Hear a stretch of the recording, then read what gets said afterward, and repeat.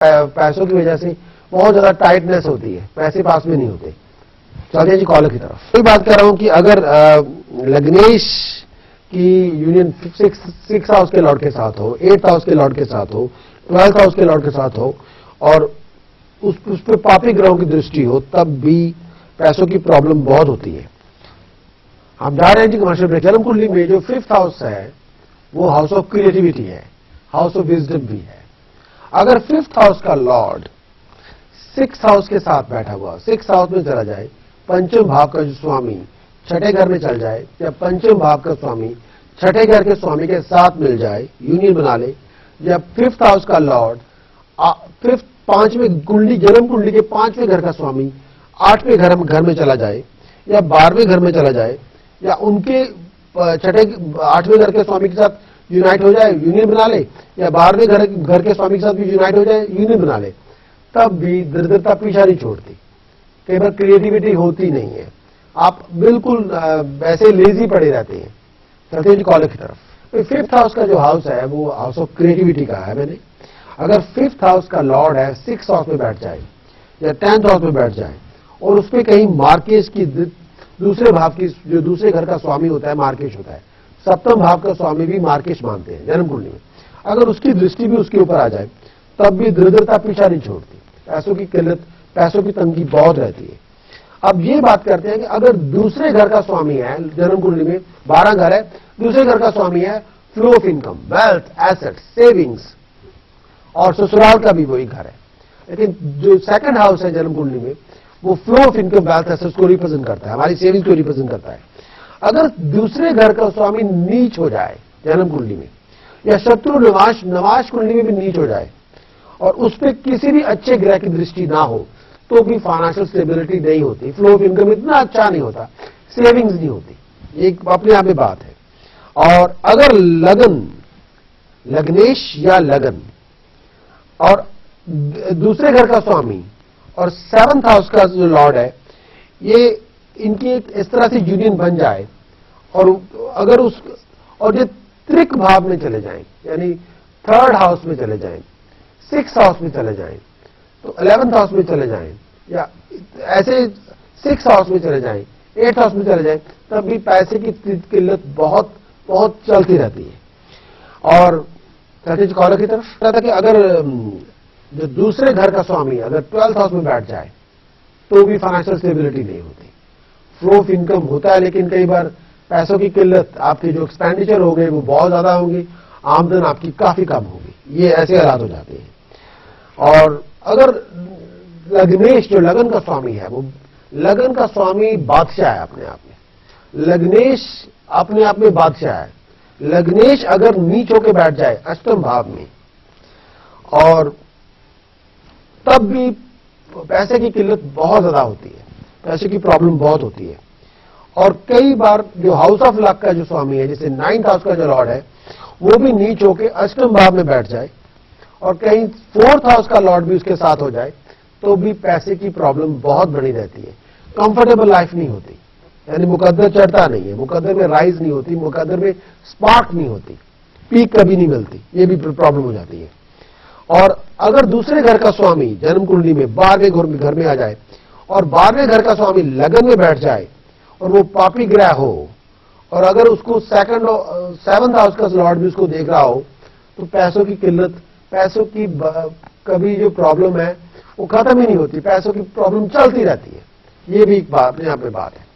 चलते जी कॉलर की तरफ। घर का स्वामी हो जिसे हम धनेश कहते हैं, वो अस्त हो, एकदम बस्ट हो जाए प्लेनेट, और केंद्र में 1st 4th 5th 7th 9th इन घरों में 10th हाउस में पापी ग्रह बैठ जाए, तो भी पैसों की किल्लत बहुत होती है, पैसों की बहुत प्रॉब्लम चलती है। और अगर जो दूसरे भाव में कहीं पापी ग्रह बैठ जाए आके, मान लीजिए सूर्य बैठ जाए, राहु बैठ जाए, मंगल बैठ जाए, तभी भी कई बार ये पैसे को ब्लॉक कर लेते हैं। केतु बैठ जाए, अगर दूसरे भाव में केतु बैठ जाए आपका कर्जा खत्म नहीं होता, और अगर आप कर्जा ले लेंगे तो वो कर्जे वाले आपको लेटर भेजने नहीं छोड़ेंगे, और आपकी जैसे क्रेडिट फाइल खराब हो जाती है। और कई बार ऐसे जिनके दूसरे भाव में राहु या केतु बैठा हो जन्म कुंडली में, जब भी वो लोन ले सोच समझ के ले। कई बार कमिट तो कर लेती है लेकिन कमिटमेंट ऑनर नहीं कर पाते, ये बहुत बड़ी प्रॉब्लम होती है। चलते हैं जी कॉलर की तरफ, बात करते हैं वही जो फाइनेंशियल स्टेबिलिटी की है। और वही बात कर रहा था कि अगर दूसरे भाव में पापी ग्रह बैठ जाए तब भी फाइनेंशियल प्रॉब्लम बहुत बनी रहती है, या खासतौर पर राहु केतु बैठ जाए तो कई बार लोग लोन लेके, बैंक लोन लेके लोन पे अदा नहीं कर सकते, कर्जा तो ले लेते हैं लेकिन वही वो क्रेडिट फाइल खराब हो जाती है, बहुत प्रॉब्लम चलती रहती है। ऐसे लोग जिनकी सेकंड हाउस में राहु और केतु बैठे हों, जब भी लोन लेना हो तो बहुत सोच समझ के लें, पूछ के लें। तो ये हो सकता है कि आप लोन ले लें बड़ी अच्छी अपनी अच्छी गुडविल पे, लेकिन बाद में वो बात बढ़े ना। और अगर सबसे जो प्रॉब्लम है लग्नेश निर्बल हो, अगर जन्म कुंडली में लग्नेश बहुत कमजोर है, लगन कमजोर है, तो भी फाइनेंशियल प्रॉब्लम चलती रहती है, स्टेबिलिटी नहीं होती। चलते हैं जी कॉलर की तरफ, कमजोर हो कुंडली में और धन का जो स्वामी है, धनेश का स्वामी जो सेकंड हाउस का जो लॉर्ड है, अगर वो बस्ट हो जाए तो फाइनेंशियल अनस्टेबिलिटी बहुत रहती है। अगर जन्म कुंडली में चंद्रमा नीच हो जाए और शत्रु राशि में बैठ जाए, यानी वृश्चिक राशि में बैठ जाए, ऐसे साइन में बैठ जाए जहां पे चंद्रमा बली ना रहे, कमजोर हो जाए, तो भी फाइनेंशियल प्रॉब्लम जाती नहीं।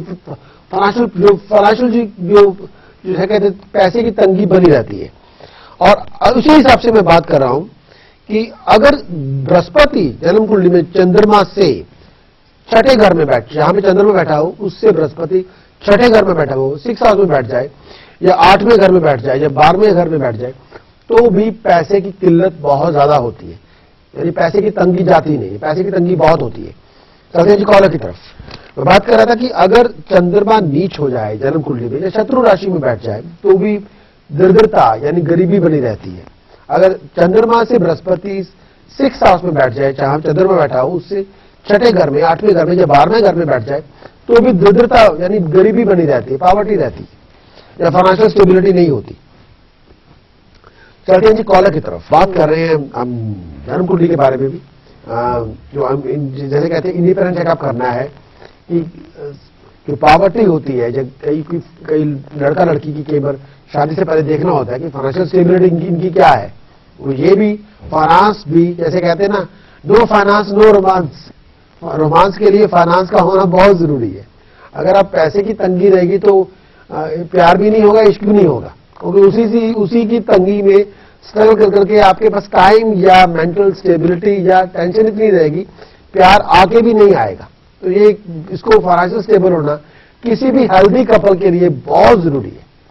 अब बात करते हैं छठी जी कॉलर की तरफ, कर रहा था कि अगर आप अपने बच्चों के बारे में पूछे, उनकी कुंडली निकलवा के पूछे, ना कि अपनी कुंडली निकलवा के उनके बारे में सवाल करें। ये पुरानी पद्धति को छोड़ दीजिए, ये नया आप जिनके मुकद्दर हर एक का इंडिपेंडेंट होता है, आपका और है, मेरा और है, हर एक का अलग अलग है। तो हर एक ने अपने किस्मत को यहां भोग के जाना है, तो उन्हीं के बारे में पूछना चाहिए, ना कि अपने थ्रू उनके बारे में पूछना चाहिए। वो तो इमरजेंसी में आपको जब कोई ऐसा हल ना हो, किसी के पास उसकी डेट ऑफ बर्थ ना हो, वो तो बताना ही पड़ेगा फिर। लेकिन अगर आपके बच्चों की date of birth, place of birth, time of birth है तो उनसे पूछना ज्यादा मुनासिब है, ना कि आप अपनी कुंडली निकलवा के उससे बात करें, तो वो अपने आप में कोई लॉजिक बनता नहीं है। अब मैं दूसरी बात है ज्योतिष चर्चा में आज हम बात करेंगे, तो मैंने कॉमन डिफेक्ट्स किए थे मेल और फीमेल के, लड़का लड़की के। चलते हैं जी कॉलर की तरफ, बात करते हैं ज्योतिष चर्चा के बारे में। तो मैं बात कर रहा था कॉमन डिफेक्ट्स, जो कॉमन प्रॉब्लम्स हैं मेल और फीमेल की, लड़का लड़की के, शादी करने से पहले जो इंडिपेंडेंट चेकअप करते हैं, तो उसके बारे में एक जो बहुत इंपॉर्टेंट फैक्टर है, हम कहते हैं किसी भी मैरिज को 3 तरह से डेवलप होना होता है, फिजिकली, मेंटली, स्पिरिचुअली। उम्र के साथ साथ ये डेवलपमेंट आती है। आप एकदम आप ये नहीं होता कि आप किसी से मिले 6 महीने हो गए और आप तीनों डेवलपमेंट आपकी हो जाएगी, नहीं, ऐसा नहीं हो सकता। You can click with someone, लेकिन ये डेवलपमेंट जैसे ये नेचुरली आएंगे। पहले 7 साल आप किसी के साथ फिजिकली डेवलप हो रहे हैं, दूसरे 7 साल जो आएंगे वो आप मेंटली डेवलप होंगे, और जो तीसरे नेक्स्ट 7th ईयर जो आपके लाइफ के होंगे वो आप मेंटली, फिजिकली, स्पिरिचुअली डेवलप होंगे। चलिए जी कॉलर की तरफ के बारे में भी, जो फिजिकल डेवलपमेंट का पार्ट है बच्चे पैदा करना। हम चाहते हैं कि मैरिज प्रोडक्टिव हो। मैरिज प्रोडक्टिव होने का मतलब ये भी है कि हम हस्बैंड वाइफ दोनों खुश भी हों और उनकी आगे संतान भी हो, औलाद भी हो। ये बहुत जरूरी होता है। पहले पहले तो कुछ पता नहीं चलता, लेकिन शादी होने को अब 3 साल हो जाएंगे, 5 साल हो जाएंगे, 7 साल हो जाएंगे, तो फिर हमें बच्चे भी चाहिए। तो ये एक पार्ट है मैट्रिमोनियल रिलेशनशिप का। और संतानहीनता यानी बच्चा ना होना बहुत मुश्किल हो जाती है लाइफ। चलते जी कॉलर की तरफ। बात कर रहा था कि मेल और फीमेल में, मर्द और औरत में, जो मर्द है वो है बीज यानी सीड है। हम जा रहे हैं जी कमर्शियल ब्रेक की तरफ। आपसे फिर जो कॉमन डिफेक्ट्स हैं मेल और फीमेल के, उसी के बारे में कि लैक ऑफ चिल्ड्रन, बच्चे पैदा ना होना। औरत के पास जमीन है बच्चे पैदा करने की, वो जमीन उपजाऊ होनी चाहिए। मर्द के पास बीज है, बीज को भी बहुत अच्छी क्वालिटी का होना चाहिए। दोनों को मिला के संतान पैदा होती है। तो अब हम बात करते हैं कि जो अगर आप मेल की कुंडली देखें यानी लड़के की कुंडली देखें शादी से पहले, तो उसके 3 प्लैनेट्स बहुत ज्यादा जरूरी देखने होते हैं। 3 प्लैनेट्स है बच्चा पैदा करने का, उनका पूरा रोल होता है। सूर्य, सन, जो शक्ति का कारक है, ताकत का कारक है। दूसरा वीनस, जो वीरज का कारक है, जो रस का कारक है, बीज का कारक है। तीसरा बृहस्पति, जो संतान का कारक है। शक्ति सूर्य देगा, जो बीज है वो शुक्र ने पैदा करना है, वीनस ने पैदा करना है। जो संतान को पूरा बनाएगा वो बृहस्पति है। तो इन तीनों का किसी भी लड़के की कुंडली में हष्ट-पुष्ट होना, अच्छा होना संतान कारक माना जाएगा। इसी तरह अगर हम देखें, चलते हैं जी कॉलर की तरफ। औरत की कुंडली देखें तो 3 ग्रह वहां पे भी हैं जो संतान के कारक हैं, जो संतान को, जो बच्चा पैदा करने में सहायक होते हैं। 2 ऐसे ग्रह हैं जो किसी भी लेडी के लिए मोस्ट एसेंशियल है, उनकी हेल्थ के लिए, वुमेन्स हेल्थ के लिए। किसी भी औरत की जब बच्ची औरत बन जाती है, जब अडल्टहुड आ जाती है, तो 2 ऐसे ग्रह हैं जिनका हेल्दी होना किसी भी फीमेल के लिए मस्ट एंड मोस्ट इंपॉर्टेंट। एक है मंगल, एक है चंद्रमा। दोनों का अच्छी हेल्थी पोजीशन में होना किसी भी और वुमेन्स हेल्थ के लिए, औरत की हेल्थ के लिए दे बहुत इंपॉर्टेंट है। चलते हैं जी कॉलर की तरफ। हेलो, अब हम चलते हैं अपनी ज्योतिष चर्चा की तरफ। मंगल और चंद्रमा, इन दोनों का लेडी की हेल्थ रिप्रेजेंट होती है उनकी मेंस्ट्रुएशन साइकिल से, उनकी माहवारी से। अगर ये दोनों प्लैनेट्स हेल्दी हैं और एक टाइम पे मिल जाते हैं तो मेंस्ट्रुएशन साइकिल डिस्टर्ब नहीं होता, हार्मोन प्रॉब्लम कभी भी नहीं होगी। जब ये दोनों प्लैनेट इरेगुलरिटी में आ जाए, जब डिफेक्टेड हो जाए, तो मेंस्ट्रुएशन साइकिल डिफेक्टेड हो जाता है, हार्मोन प्रॉब्लम आ जाती है। और उसकी वजह से वुमेन्स हेल्थ की, जो औरत की जो हेल्थ है, वो पूरी तरह डिफेक्ट हो जाती है। किसी भी औरत की हेल्थ उनके मेंस्ट्रुएशन साइकिल के बेस, उसका वो बेस है। तो इन दोनों प्लैनेट्स का हेल्दी होना बहुत जरूरी है। और जो तीसरा प्लैनेट है, जिससे संतान कारक प्लैनेट, जिसने बच्चा पैदा करना है, वह है बृहस्पति। इन तीनों का चेकअप होना, तीनों का हेल्दी पोजीशन में होना, और लड़की की कुंडली में उनके संतान कारक यानी संतान पैदा करने के, मतलब इससे इनसे पता चलेगा कि जो जमीन है वो उपजाऊ है। चलते हैं जी कॉलर की तरफ। नेक्स्ट कॉलर की तरफ चलते हैं, उनसे बात भी करते हैं और बात करते हैं ज्योतिष चर्चा की। मैं बात कर रहा था कि किसी भी लड़की की कुंडली अगर देखनी हो तो 3 प्लैनेट्स उनके बच्चा पैदा करने में सहायक होते हैं, मंगल, चंद्रमा और बृहस्पति। बृहस्पति संतान कारक है। मंगल और चंद्रमा गवर्न करते हैं उनकी मेंस्ट्रुएशन साइकिल को। तो लड़की की कुंडली में सूर्य, सन, वीनस और जुपिटर, यानी सूर्य, बृहस्पति और शुक्र है बीज कारक। चलते जी कॉलर की तरफ। चलते हैं अगले कॉलर की तरफ, उनसे बात भी करते हैं और आपसे बात भी करते हैं।